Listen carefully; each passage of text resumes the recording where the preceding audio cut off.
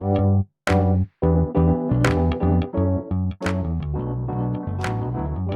by Riverside.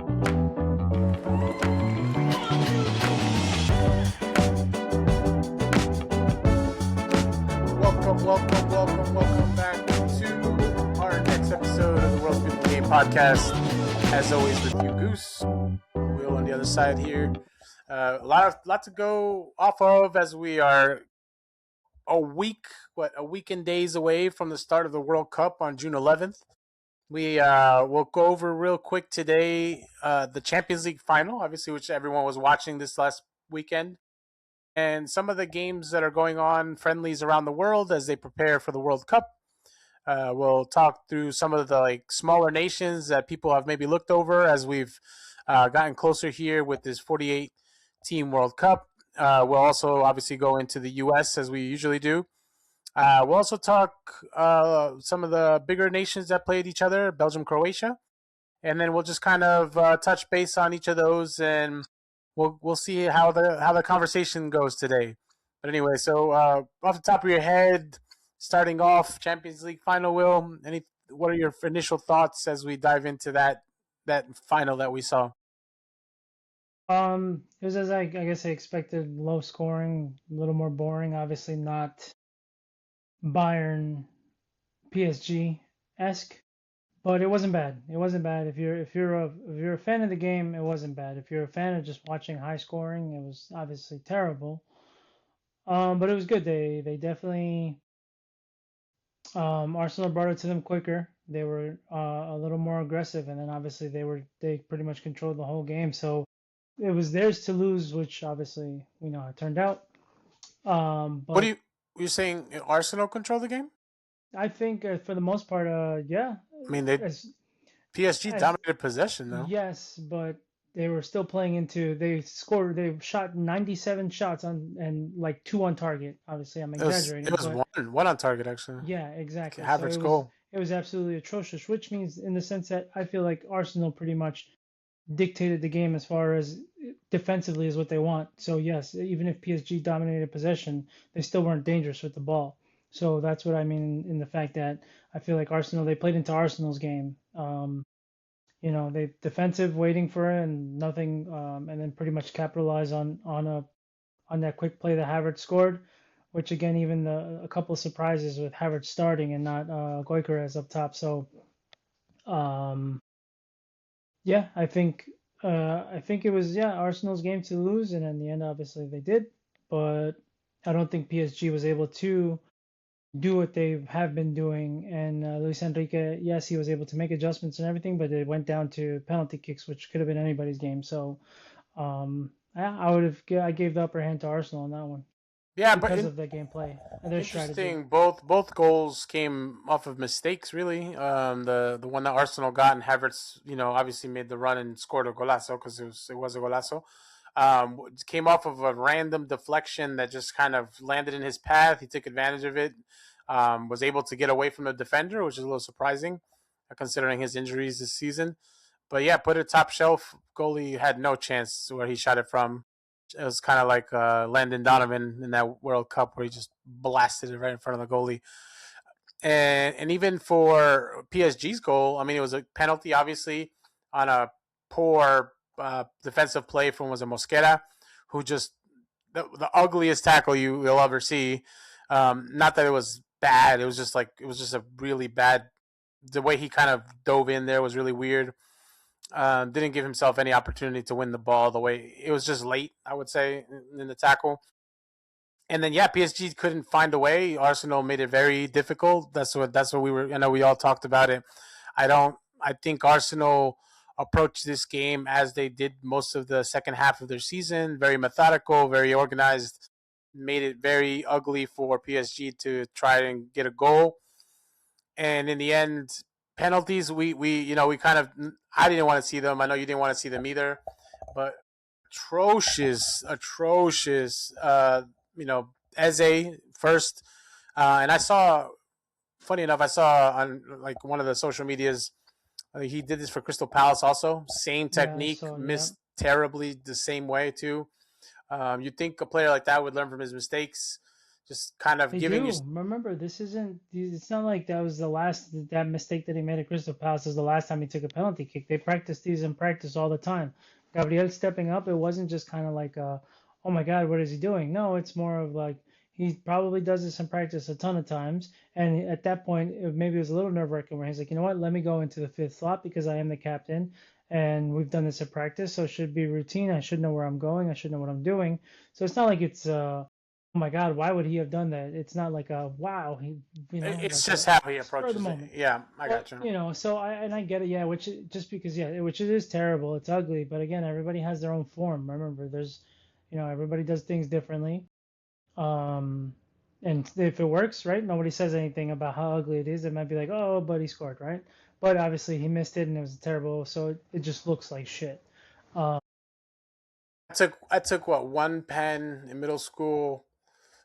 Oh no, not even in the game because we never went to penalties. But I know when we did like the to see who would score the penalties. I remember like, and I now I understand why people make this point. It's like uh, you should have your decision made before you shoot.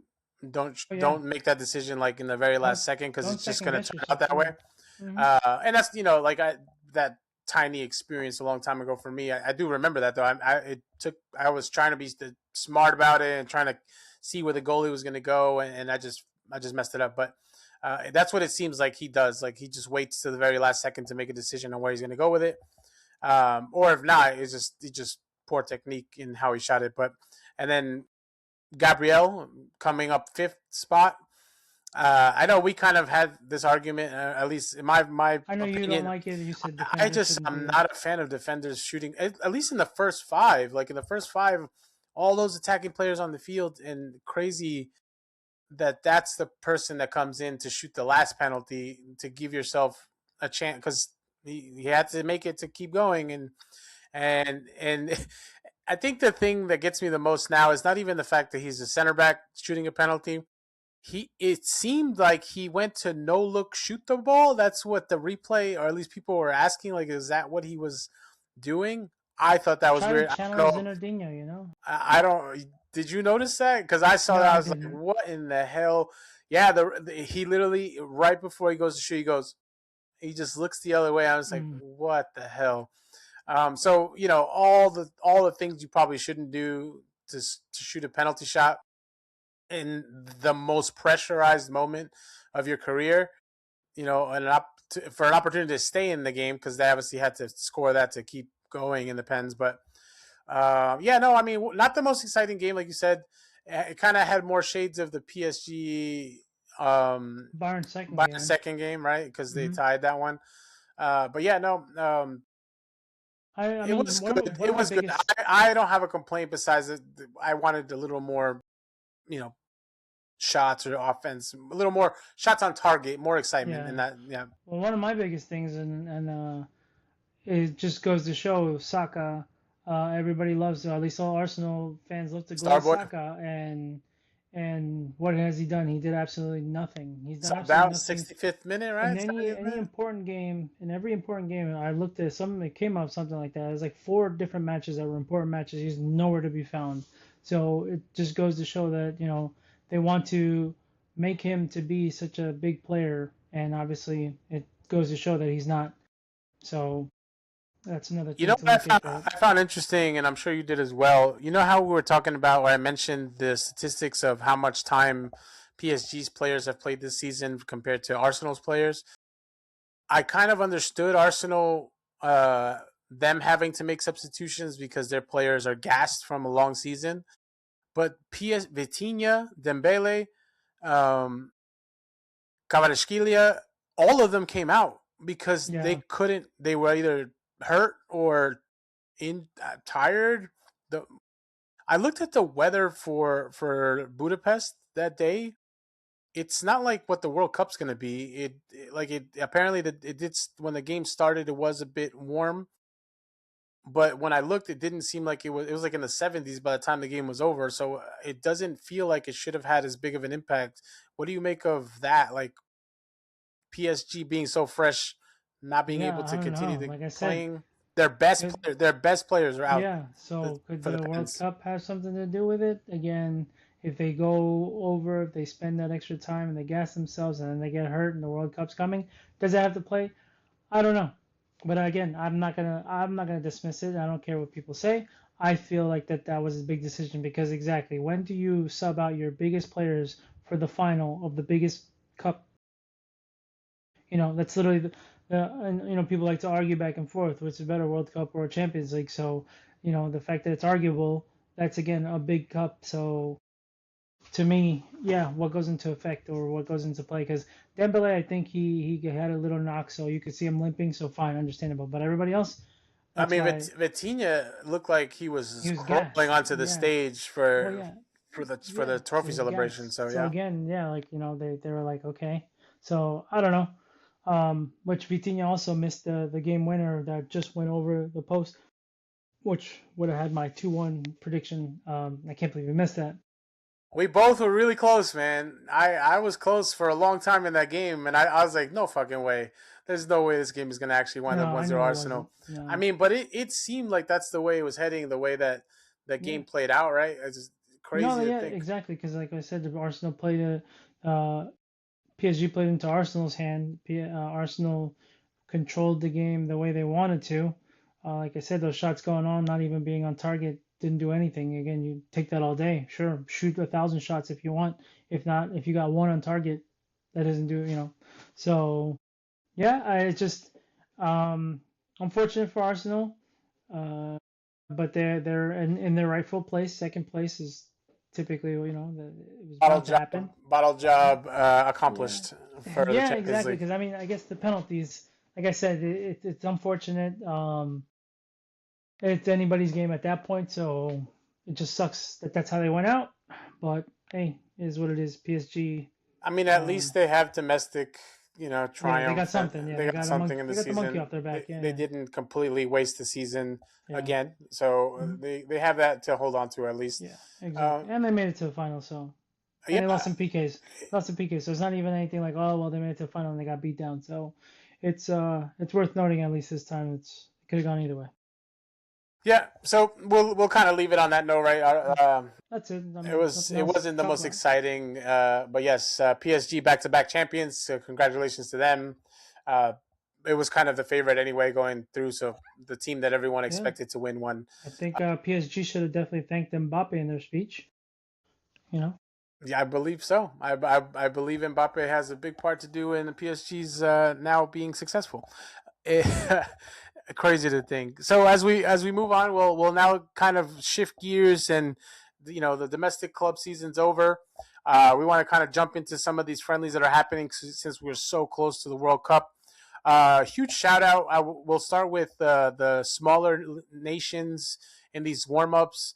Um, just kind of getting some wins, some positive momentum going into this World Cup with a lot of people really kind of throwing shade at how many teams are in this World Cup, right? With there being 48 now instead of the 32. But we're seeing that some of these countries are wearing their heart and their country on their chest, and pounding that and going into these games and really taking it to. I know it's friendlies. We know it's friendlies, but I think it says a lot, right? Because what more do you want? You've mentioned that the U.S. should have kind of played some of these layup games to build that confidence going into a World Cup, as opposed to getting beat down by teams that were better than them. But in one of these matches, you mentioned Algeria beating the Netherlands 1-0. That's obviously not a CONCACAF nation, but a couple of the CONCACAF nations did get some Yeah, wins. Haiti getting Haiti New beating Zealand, which New, 4-0. yeah, Yep. so that's New Zealand has experience in playing, so yeah, that's a big win. At least it shows the CONCACAF is not as weak as people say because everybody's looking at Haiti. Well, that whatever group they're in, they're gonna get beat down. So with the 4-0 win, even if it was New Zealand, who's not a huge team, but at least I mean it helps Haiti kind of build that confidence to go in, who hasn't been in the World Cup since '78, I think it was. So which is cool to see. Yeah, I think for us, we always have to kind of. I'm not going to say that we defend our confederation where we root for our teams, right? Because obviously we're Guatemalan, so we root for them. And obviously they didn't make this World Cup, but had a great run before, except Mexico. except Mexico, yes. So obviously they didn't make it, but some of these smaller island nations, which have like 25 people on them, are making Hmm. it. We do understand also that some of these nations are having players that are of European background because Yeah, they're born there, but they do have family that are from these countries. But still, just like Portugal's had Brazilians and stuff like that. no, So I'm not knocking it. It's just a France, smaller country that is smaller countries that are putting 11 players out there that can compete against seems anyone, and I'm kind of glad for it because I think in all these games that we're gonna watch, you already know what's coming because these people are playing for their nations. It's kind of what we hope happens with our team that we root for, and you kind of just you take that into every single game and you play until you bleed, right? Like that's the hope that you want these teams to play with. So what was the other one? Cape Verde was the other Cape one who Verde, played. yeah, they beat Serbia 3-0. So that's again another small team from off the coast of Africa. That again wasn't isn't one of the big teams from coming from over there. So to see them, Serbia obviously has experience and they have players, and so that's another big upset surprise. I'd say surprise. So we'll see how they do in the World Cup. Another small country, Curacao. I don't think I've seen them. I don't know if they've played yet. I didn't see their results. I was looking, but No, I didn't. but I don't think they've played yet. But looks like Congo got a result against China 3-0. Is that? Well, no, wait, that's not. No, that's not soccer. What the hell is that? Actually, no, it's not. Looking over here, Wales tied 1-1 with Ghana. Interesting. Two teams that Ghana hasn't been as strong as they've been in the past, so that's an interesting tie there. Uh, Georgia with Kvaratskhelia, but they're not in the World Cup. But they tied Romania 1-1. Uh, Belgium beat Croatia 2-0, so that's an interesting one. I With did watch that game. I did watch about the highlights. Croatia just kind of looked. I mean, they're aging, right? Well, they looked flat-footed. Well, I mean, freaking Modric had a beautiful shot that got saved. I saw.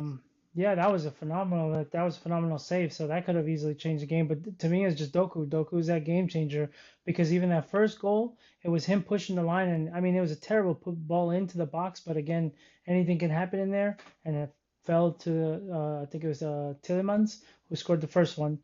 And then he was just again he had the highlights pretty much to show him having a couple plays. So I think, and I think that's still going to be Belgium's problem. That Belgium does not look dangerous at all except for Doku. Doku's the only one that looks like he's gonna. So again, is Belgium gonna be another team that's supposed to always do okay because they have decent players, but are they gonna be able to get anywhere with it?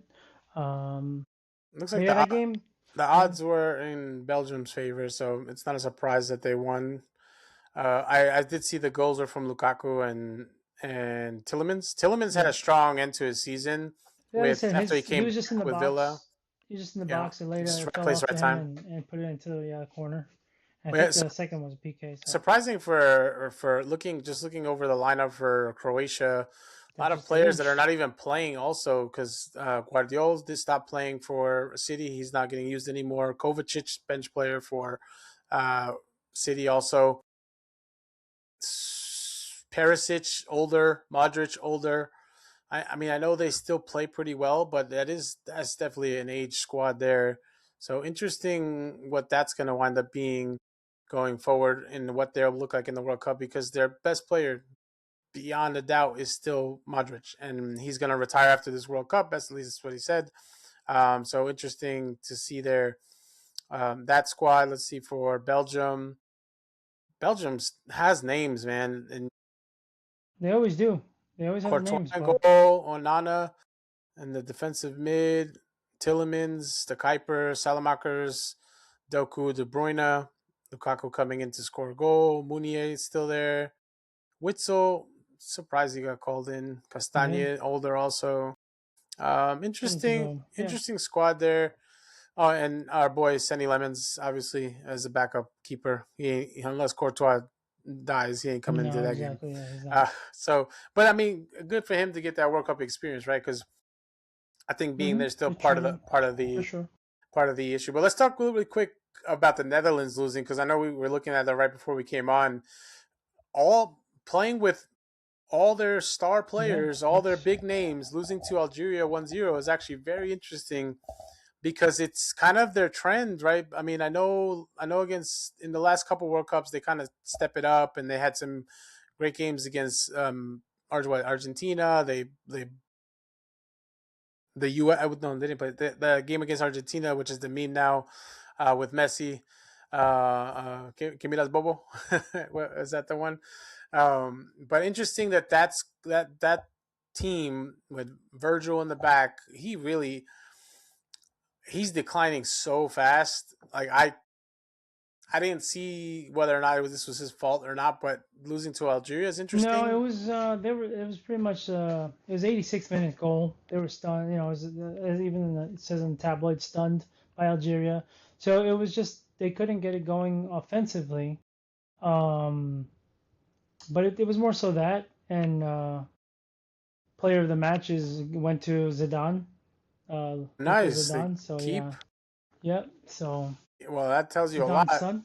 Yeah. That tells you a lot coming off of most of the time. That rarely happens to the goalie. That's a nice goal though. Cut Yeah. inside, top left Well, corner. Algeria, nobody to sleep on because they're similar to Morocco in the fact that they got players that are not too bad. So Algeria's picked it up. I mean, again, they produce Zidane, whether he's French or not, but he's Algerian, and obviously his son playing there is says something. So they have players that Wait, can play together. did they play in the Netherlands? Holy Yeah, that was the crap! last game. Yeah, in the Netherlands too. Yeah, Damn, that's a terrible send off. I know their bus is here hmm in Dallas, so they play one more game here. Yeah, they'll be pumped for that. But yeah, I'm sure those fans are a little worried seeing that because that's like I'm not knocking Algeria, but if you look at that squad yeah. side by Netherlands side should on be. paper, Netherlands Well, is there still a was favorite. a One of the bigger clubs that you expect to do more, It's like right? a mathematician or something. I forgot an English guy that he's apparently picked the last correct 3 or 4 World Cup winners, and he has the Netherlands winning this World Cup, and that doesn't. Yeah, so he's been correct about the other ones, but I think he's finally going to be wrong here because I don't see that happening. I don't think that's anyone's favorite to win the World Cup. Yeah, So no. interesting to see how much money he puts on that bet. Yeah, I don't know. I don't know if he does. I think he's just He he probably just doesn't, but statistician, but I'll trust the octopus before I trust him at this point with that pick. well, he's Because gotten 3 or 4 in a row, so you can't say sometimes, that he's yeah, but sometimes it is just luck, though. I mean, not sure. I mean, I, yeah, I, three or don't, I, four, don't, three I, or don't four World Cups know, in a row. I don't know how much Moneyball, because that's kind of like Moneyball when you look at it with baseball, Maybe, right? Like how much of but that is actually accurate. Sometimes hey, the math works, but I don't think math. I mean, maybe we'll see. yeah. So yeah. Other than that, Um, any other one that uh, you were looking at? Brazil. Yeah, I watched the Brazil Panama highlights. Beautiful golazos, and to me, it's just important because everybody's still kind of talking about Brazil's not Brazil anymore, I do, and even if it's I you do. say exactly. I say it all the So time. So the fact that even if it is Panama, but they're still in the World Cup, so it doesn't matter. And even if it's a smaller team, they still dominated that game. They played well. Um, it was just they looked. I don't know if it's maybe Ancelotti that has them that chemistry playing because that's what's been missing. There's been a lot of individualism and no more team play as the old Brazil because obviously the old Brazil individually were phenomenal, but they knew how to play together. So maybe Ancelotti can find the right tweak to kind of get them going. Igor Thiago showing that pretty much João Pedro is not needed in this one at least. Casemiro coming and getting a goal. Just yeah, the team just looked good overall. Again, I know everybody's it's Panama, but yeah, again that's the point. They played in the Maracanã as a send off in Brazil. So yeah, it's good to see. And again, that's what I said. They need to play smaller teams to build that confidence. We're obviously the U.S. is going ballsy, and it paid off so far. Well, with let's get into yeah, that yeah, after. Yeah, but yeah, yeah. no, but I hear you. I know But you Panama right now, Panama's playing their last game and they're playing against the Dominican Dominican Republic. Republic. Yeah, So and that hasn't been an easy game for some of these teams. So it's a little surprising. But I understand where you're coming from. They've taken that route of, hey, let's make sure that last one is going to be a confidence boost so that we can kind of get our gears going and get to where we need to be mentally for to start the World Cup, right? Spain's Um, playing Iraq tomorrow. which is a World Cup team. So I don't. I mean, I can't. I know it's much easier. Spain is definitely a favorite in a game like that. But let's see what comes out of it, because I think the hardest thing for a lot of these teams is just a defensive organization when you're playing a team that doesn't expect to win. Is that it's hard to break down. You need that one magic moment, one pass to get the one goal to win the game, because that's how the World Cup will play out. Much similar to like the Champions League final. A lot of these games are not going to be exciting. A lot of these games are going to be the smaller teams just being You don't compact. know that. Those smaller teams might be exciting. The smaller I teams mean, might freaking play a 4-4 game. You don't know. you're not wrong, but you don't expect, like, the expectation is that that won't happen, Because of the and you'll get names. surprised. Yeah, you'll get surprised because of the names. And we hope, as just lovers of the game, that we get to watch games that are just exciting throughout. You hope you don't see like 6-0, 5-0, because that would just be terrible, and Yeah. that's not what we want. So hopefully, all these games that are motivating these teams to play well, do come up, do kind of get them going, and we do start seeing excitement from game one, right? South Africa, Mexico to start, and then the Rematch. U.S. Yeah, the rematch of the 2010 World Cup, Bafana Bafana. And yeah, you just hope it kind of just continues, right? Every day you see more and more of that, because that's what we want. Just excitement, just a lot to talk about, and just being able Yeah. to kind of just get excited for some of the smaller teams, even just the golazos that'll probably come, because you always get some each and every game. So Yeah, and then I guess before we transition to quick, I guess one last shout to Canada, who still has a U.S. coach, which beat Uzbekistan, which you said we struggled against. So that's 2-0, which is a promising sign for them.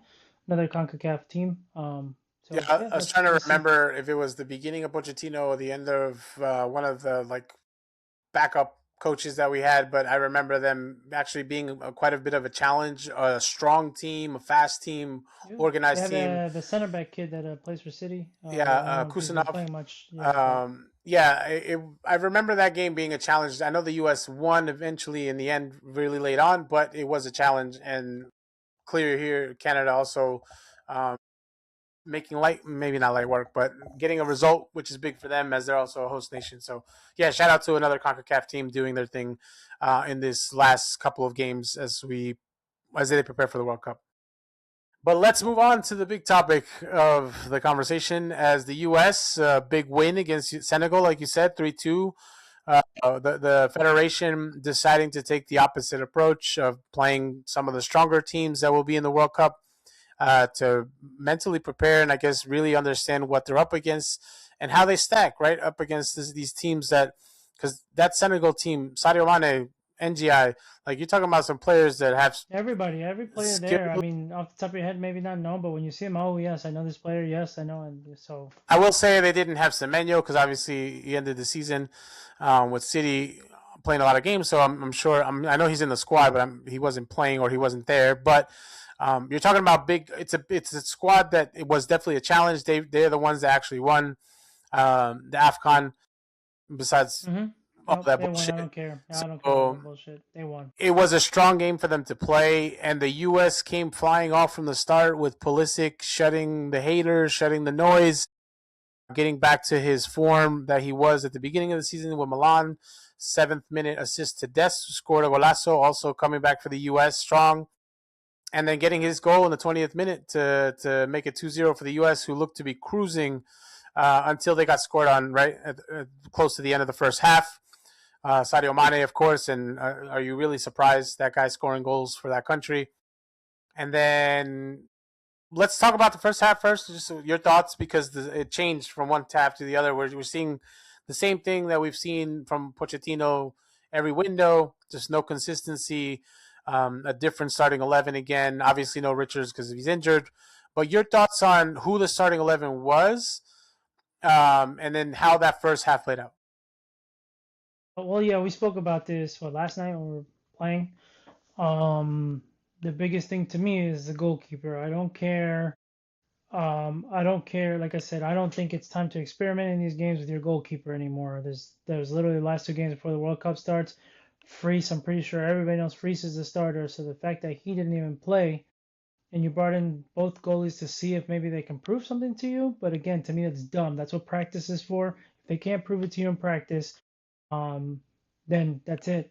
Or again, even if you want to see something from one of them, you're not going to play both of them. You start Freese in that game because that's going to be your starting keeper for the World Cup. You let him get his motions in, you let him see everything, you let him see the field, talk to the players and kind of get that going. And then in the second half, if you really if you feel comfortable enough and you say, okay, I've seen what he's got and he feels comfortable enough, cool, we'll sub him out and we'll play, and then maybe play the second keeper in the second game. You don't play both backup keepers. That to me, that's just absolutely dumb. I don't understand how Poch at this level doesn't know that he should be starting. That his keeper needs to start to get the confidence and to get that pretty much. All right, cool, going forward. So I don't care if it's them telling him, well, yeah, you're the starter, so don't worry about playing. No, to me, it's hey, you're gonna play because I need you to see and I need you to feel how everything's going on. This is a good team. I want you to make the right decisions, especially with your starting center back hurt and not playing. Cool, then I need you to be in there to kind of control and help out. So that was my biggest thing. I was confused too. I was going to Yeah, ask you because I mentioned this in the I think the last episode for the reveal of the team with Matt Turner getting the number one jersey, and maybe it doesn't matter, maybe it does. Do you think do there's we think anything? that Turner's starting? That's what I'm going to ask you. What I'm going to I ask you figured. is based on the first half that he had, and do you think there was anything he did this game that could have propelled him over Matt Freeze because of his World Cup experience that he has, and then just he looked sharp this game compared to the last one. I would say that. Yeah, but no, I don't think. I think Turner's time is done. I don't. He was great for when he was. He was okay when he was, and then he slowly had that downhill, and he just kind of, again, that last performance, obviously, other than this one, which yeah was okay, but again, I'm Freese is my starter, and if Freese isn't the starter, that's gonna blow my mind because the biggest thing is gonna be obviously we're concerned with turnover. Nobody's confident with him, and if he makes one single mistake, it doesn't matter. Everybody's going to be all over and gonna be like, "What the hell?" And then Freese hasn't made the mistakes like that to not give him that start. So I know numbers, numbers. Do they play an important role? Sometimes, but again, at the same time, Turner's coming back. Yeah, Sometimes I know even it's with not a club goalkeepers, team, so it's a little different. Yeah, well, even with keepers, I know with players like Neymar getting the 10, obviously, even though he's not really going to play, it's more of a respect. And maybe Free said the same. Hey, man, you already played in the World Cup. You're older. I respect you. Want the one? Cool, you can take it. I'll take another number because keepers is the same thing. So if they, that's why I don't think it's too big of a role, but it is a little. it's interesting though. I'm not concerned. I'm not no because I'd maybe be a little more nervous if then he brought in Freese after, and then be like, wait a minute, why is also free? Why is Freese also playing? But Freese didn't play at all. So to me, if you're not playing somebody, then you're starting him. You're not gonna put him on the bench and be like, well, I'll throw this at you because I heard it in this podcast I was listening today. Marcelo Balboa I heard him. Yeah, and I heard it. Well, Jimmy not today, but a Conrad. couple days ago. They both, or was it Jimmy or Charlie Davies? They were like seeming to be like thinking that Turner should be the starter and not Freeze. They were Well, I don't know because confused. Marcelo Balboa said it a couple days ago. That's what I don't, which said the same thing that I was thinking. So Well, I don't know that he's saying it now. So his thought was like Turner should start because he has the World Cup experience. And Charlie Davies seemed to be on. It was him or Jimmy Connor, one of them. Anyway, so that's why I brought it up because I thought it was the whole thing is kind of interesting. Now I will say I think everyone also assumes that this next game, Freeze will be the starter for the 90 minutes, and he's gonna be. This is gonna be his game to get going for the World Cup, but we'll see. But we'll move on from the goalkeepers since that's obviously yeah, that was just my biggest concern so far. But I, I'll tell you what I was excited about with the first half, and then you can piggyback off of that or just kind of pick your own. Pepe, I was excited to see Pepe and his role in this team because he was in a very interesting position. Um, I think he started over Balogun, so he was technically like the nine, but he seemed to be doing a lot on the outside, a lot, a lot of Harry Kane style dropping back and being a part of the play because he was part of he was one of the assists, the one to Christian, but before that, he kind of had the hockey assist, so he was the guy that got it to Christian, that got it to Dest. And I thought, based on what we've seen him not get any time at all, and I don't know how much it was injury that Pochettino was just kind of preserving him because he had to play with his club. But that was the most exciting thing for me. I think the formation being a little bit different was kind of cool in the first half because I wasn't sure what was happening. To be honest with you, it looked so different. I know the Berhalter also I feel like played well enough to open some eyeballs and people realize like, hey, this guy's actually decent. There was one mistake that he made, but other than that, I feel like he does what I've seen him do is he doesn't back down from a challenge. He chases everything, but he also has he has that ability when he's outside the box to whip one in, and he had I think an opportunity at one point that he didn't get, but it looked good. So Pepe and Berhalter to me stood out. Um, Christian obviously I'm not gonna go with the ones that obviously did well, but I think those two like I just wanted to shout out because I think they had a pretty good first half. Yeah, no, for sure. My biggest thing was just again the formation once again and who's playing where. Cool, we won, but again, is that going to be our final formation now? Now is the next game? Is it going to be a new one? That's what pisses me off. Like, is it because we're going to do this fucking stupid thing again and again and again and again, and then when we lose, we're going to be like, oh, da da da, and all the excuses. But again, because you don't have something set. So is this new formation with Dest pushing up? And then playing up there, and then again we just have different. It pisses me off. Yeah, I'm glad, and I guess my most exciting thing to see though, with obviously stop trying to criticize because it feels like that's what just the U.S. well poach pisses me off. But I guess my happiest And remember, it's just the observation first or half of it because we yeah, still the have a first second half. half But too. my I guess my the happiest moment or the moments that got me excited was seeing Pulisic step up and do what he needed to do against a team like Senegal. So it was beautiful to see him score and not only score but get an assist and just kind of at least be the dangerous player that everybody expects him to be he hasn't been. So it was good to see not just that, but even the first half, the whole team looked like they were meshing well and they were playing well, and there wasn't mistakes. That was just like, why are that they looked like they were going in half-assed. They looked like they were full of energy, and the team that's what we've been wanting to see from them. So it was good to see that in the first half and to see them pushing forward and not either not just kind of playing it relaxed or not looking like they're not hungry. So that's what I love to see. I love to Yeah, see the hunger that we've been wanting to see. and the only negative I would say about the first half, besides all the things with the changes, was the goal they gave up.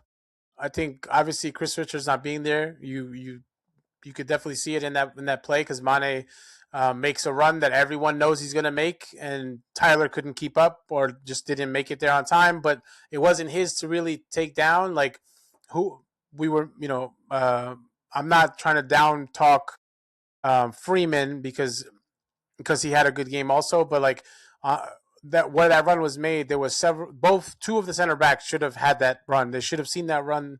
They should have been able to at least cut it off at some point or body him into a corner. So that was the one mistake that I saw, that both goals were mistakes. Let's just put it that Yeah. way. And we keep giving up goals, and that has to stop. But obviously, this Well, constant changing of players is not going to help. So Well, with the center backs we have, it won't anyways. But again, we obviously were able to. yeah, we still got a result in the end, which is great. So that was good. Even making 10 changes in the second half, at, yeah, 10 changes in the second half, we still held on to a result. We had a winning goal. So obviously, surprising. So now we'll kind of move into the second half. Surprisingly, McKennie, Balogun didn't start. They were part of the second group that came on. Uh, Everyone except Aronson, Haji Wright, and Matt Freese played that game. So And interesting Aronson move. wasn't there because he's married, right? No, He's married. no, he was back. He just wasn't in one of the Oh, trainings. He was on the bench. oh, Um, But no, very interesting. Two players that you expect to be in a starting lineup get brought on with a second group. Basically, the players that you expect to be the ones that come in to make an impact. Gio started the first half, Hmm. and you're kind of curious now. What does that mean? Because also Tillman came in as a sub as well. A strong group of guys didn't start that game for the U.S., but when they came on, guys that Tillman played phenomenal. I love how he plays when he's on it. McKennie gives you exactly what you expect from McKennie. He was part of that build up in that Tim Weah cross into Balogun who got the goal. I love Tim Weah. I keep talking about it. You kind of aren't the same on If the I same page as just me. I Not on the same this page as me. You said you're not. no, what I'll tell you on Weah is I feel like Weah is he has amazing skill. I think he's obviously he's got the athleticism, great, but I just think sometimes like he gets lost in games, and I don't know if it's because he has to do a lot of defensive work, um, but more often than not, he he maybe give you one or two good moments, and then you get nothing else from him. I feel like that's where I am with him. I don't. It's not that I dislike him. I just No, like I know you this. don't dislike him, but I don't. Yeah, But like yeah. like Des is in that role, and Des is every time he's doing something. You know what I mean? And if you're gonna have a guy there doing what, if you need somebody to do something for you that's not the strikers and not a midfielder, and Weah's gonna be playing that wing back role because I don't think he's playing right wing like in what we appear to be a formation. But what do you make of like those strong players coming in off the bench and not being part of that starting lineup? Well, yeah, McKinney definitely blows my mind because there's no way he's not a starter. That will be I mean, Balogun. even that. That's a battle because Pepe has obviously showed in his league too.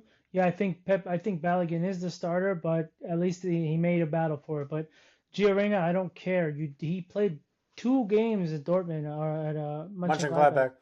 Mönchengladbach. Um, So and McKinney literally was one of the most important players for Juventus. So the fact that I don't care, he's not starting over him. So to see that happening, I don't know if it's to give Gio confidence because he made the team now. So to stay confident throughout the tournament and have that going forward, but I definitely shouldn't be starting. And again, we talked about it before. I love Gio, but definitely shouldn't be a starter, especially over McKinney. Um, so that definitely threw me off, but that was the biggest one. Pepe starting over Balogun, okay, cool, but I think it's just to see what he's got, kind of prove a little more, and then Weah coming in, fine. Yeah, yes, Dest over, of course, over Weah because, and yes, yeah, obviously you saw how he created and he was doing. So I do love Weah and I think he played well. So I think he has an important role to play. But yeah, that's my biggest thing other than like as far as guys uh, that didn't start would be the keeper and McKinney, or to me blew my mind. Do you think it was But more impressive that we got the win or that we were able to score 3 goals against this team? both, both. Considering what we've seen the That we last two got the win, windows, not that we scored. Yeah, not that. Well, actually, it's hard. It's both because we haven't scored and we couldn't get wins, and especially with our defense being questionable and our goalkeeping being questionable. So that's why it's like, oh well, you could say win, but then at the same time, like, well, we did score 3 goals, and we don't do that often because we haven't had that from. And again, our strikers weren't the main focus this on the is goals. this is the So first time that we've seen the attack be what we expect it to be yeah, based on club well, we form. hope it to be. Yeah, Well, exactly. based on club form, right? Like I wouldn't say two I two expect strike it to be, but two strikers are hot to end the season. yeah, Balogun, what, like 14 goals in the last 15 games. Pepe also, I think, wound up scoring like 8 and 8 in at the end of the season. So with obviously Pulisic kind of having a down 2026, that wasn't much of an expectation, but that's an added bonus to what those guys up top are already doing. And you know that McKennie could potentially get on something on a corner or a free kick, and then now seeing some of these other guys getting brave and from outside the box taking some shots, I think also a good thing, right? Because that's, I think, one thing that you hope someone coming from deep will do. Tillman can get you goals. Not that he's done it often for the U.S., but he's a guy that can do it. I know he had a dip in form with Ten Hag coming to what's he at now? Oh, Ten Hag? Leverkusen. Yeah, so he Who? kind of Ten Hag? Didn't Ten Ten Hag get Hag. fired already from Leverkusen? Yeah, but like ever since he got there, Tillman's game just tanked. So yeah, a lot of more exciting stuff than not. But I think we do like to point out, Awesome.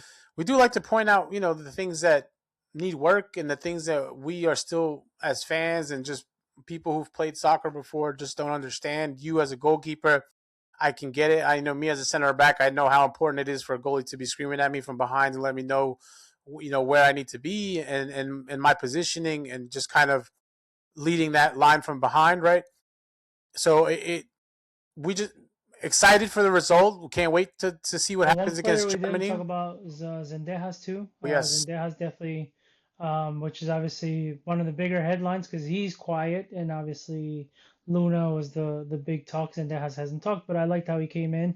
Again, he has that flow. He had that confidence. It seemed like he was a little nervous at first. There's a couple plays, he had but a then of shot. course, Yeah, and he yeah, it makes sense. I can only whiffed. understand why he's nervous. I mean, he hasn't played much, and there's a lot of pressure now that he's the one that kind of went in over Luna. So, And but I like it. he did mention he was very surprised by the call up. So I'm sure Yeah, that played a big part into yeah. how he was feeling going into this game.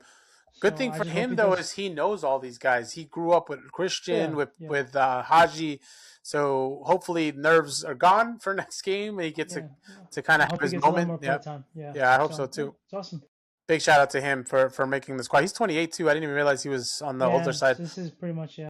But he was doing his thing at America, and I almost feel like that's maybe why Pochettino wasn't calling him in because he was trying to respect the club needing him in their He's a campaign. number 10. Yeah. Yeah, so I think there's a lot of things that obviously we're not going to ever know because he's just not going to Yeah. share. It's exactly. And I think his approach to this is really tournament style mindset. I think he's actually looking at this to say, I know I'm not going to be able to use the best 11 every game because players are going to be too tired or not at the one.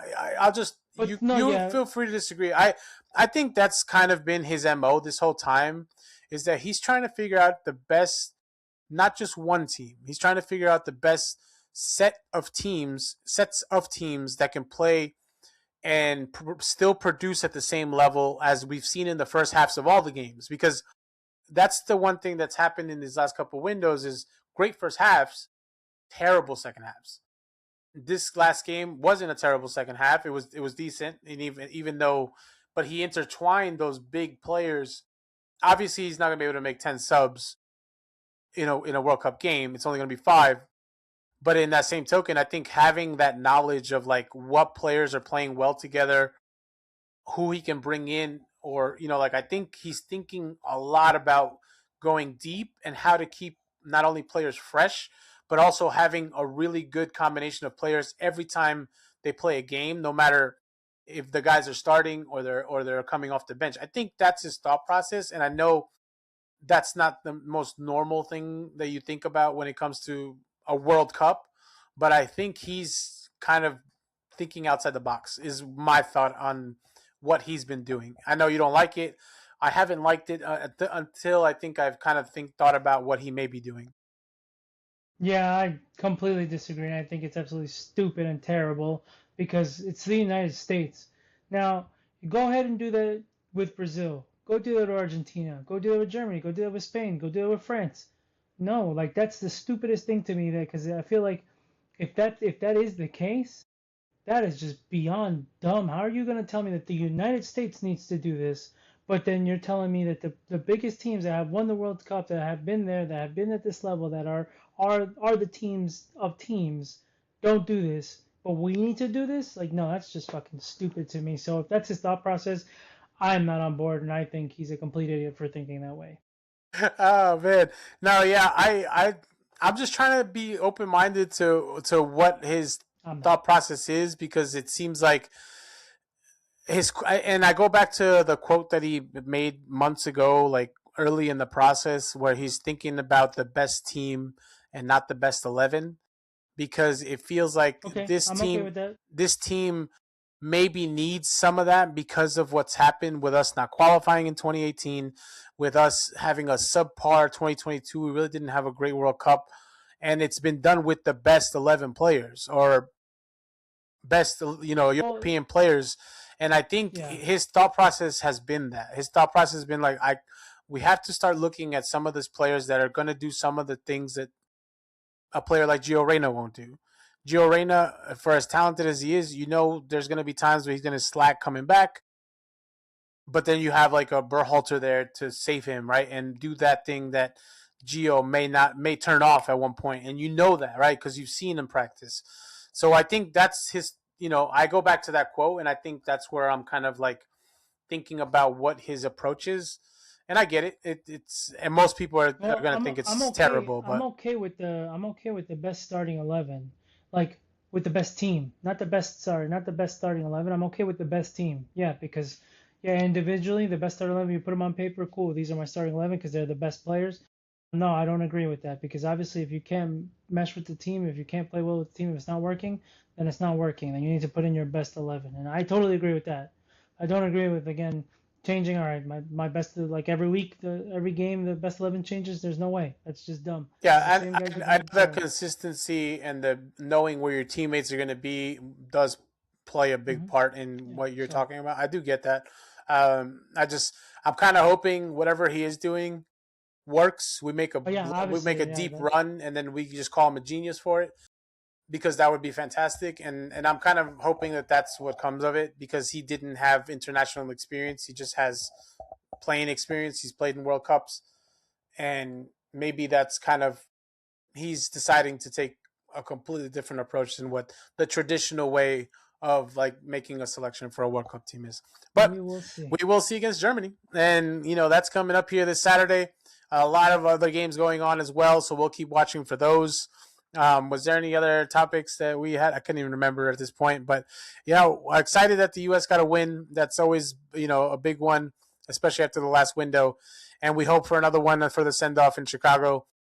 Uh, I hope these players really wear their pride and their heart on their sleeve, and they really they put in the work. We've seen that this last game that they can make it happen, but super excited for what's to come. And man, we are almost there. We are 8 days away from the start of the World Cup. We've been counting for 4+ years now since they announced it being here in the U.S. Sucks that we can't really go to the games. Crossing my fingers that I can find a ticket at some point to go to a game, because that Croatia England game I think is here in Texas. So I'm hoping that I can somehow manage a way to get a ticket to that if I can. But if you're listening, thank you for listening. Again, as always, subscribe, hit that little button on YouTube. It doesn't cost you a thing. Follow all the socials. We're on Instagram, TikTok, putting a little bit of everything out there for everyone in different ways. The Panini Sticker Challenge is coming to an end as we approach the World Cup. We're only 8 days left in that to see if we can complete the book. So keep following that day to day. Anything else from you, Will, before we say goodbye to everybody? No, that's it. Let's see. Yeah, let's just see what these next game. Let's go Knicks. It has nothing to do with. Let's go Knicks, baby. Yeah, the game's going, so let's all right. watch that. Have a good night, everyone, and see you soon. Happy World Cup.